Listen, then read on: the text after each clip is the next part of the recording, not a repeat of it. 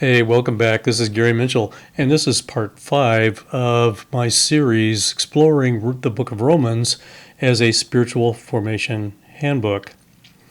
And we've gone through an introduction to who Paul is and some other things and divisiveness among people, in his case, in the church or the ecclesia. And then he dives deep into sin and how everyone is a sinner. Within every one of us, theologians in the past called it original sin, call it whatever you want. Within us all is the capability of great sin, if we let it. Fortunately, most of us don't. But anyway, this is the fifth section, and it's going to be based on Romans chapter 3, verse 21 through chapter 4, verse 25. And here Paul introduces the concept of grace, the grace of God. He emphasizes that grace is available to everyone. Pause. Okay, reflect on that word everyone. Everyone is capable of sin within them. Everyone has availability to God's grace. Whom have you met in your life that you denigrate as one type of human that maybe isn't available to grace, maybe by gender, maybe by race, maybe by culture, skin color, language, whatever? Where in your life, have we denied that someone is capable or has grace available to them? Paul states, there is no distinction since all have sinned and fall short of the glory of God.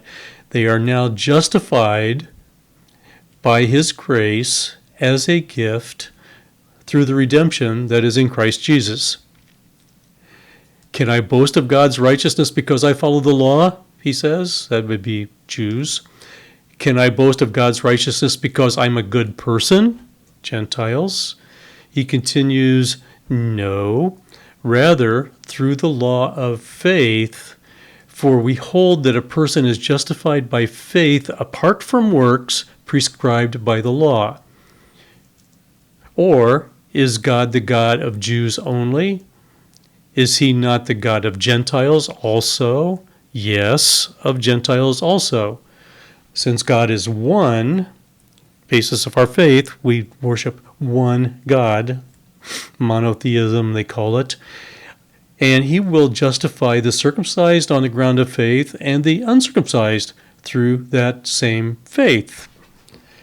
That's Paul is writing. And people look at the way people have taken some of his writings out of context and used him as a divisiveness person. He is not divisive. You're not reading everything he says. Every person can be justified by faith. And you don't need the works of the law. You don't have to follow laws. You need faith. Later on in other works, he'll talk about how because you have received God's grace through your faith, you will naturally live a proper life within laws, but not because you're worried about following laws, but because you are a child of God. You're living in the life of God. So anyway, Paul then looks to the father of the faith, Abraham. This is kind of quoting or paraphrasing maybe, Abraham was reckoned right with God because of his faith. This faith happened before circumcision was even invented.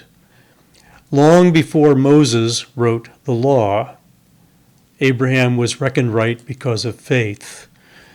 Therefore, faith is the key to unlock God's grace.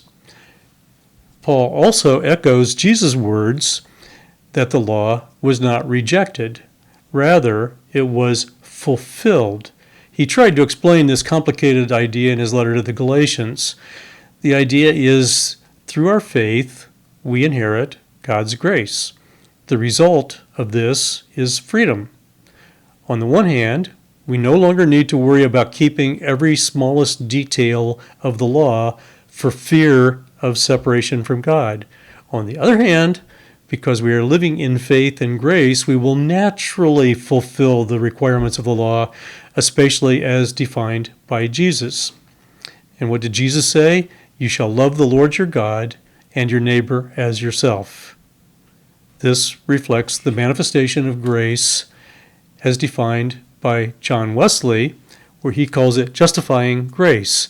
This is the grace through which God pardons sin, declares the believer righteous, that is, right with God, or in a right relationship.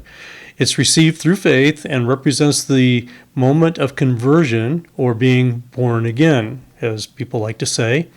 This grace renounces the guilt and penalty. This grace removes the guilt and penalty of sin. Justifying grace. I heard it once said, just as if I had never sinned, justified.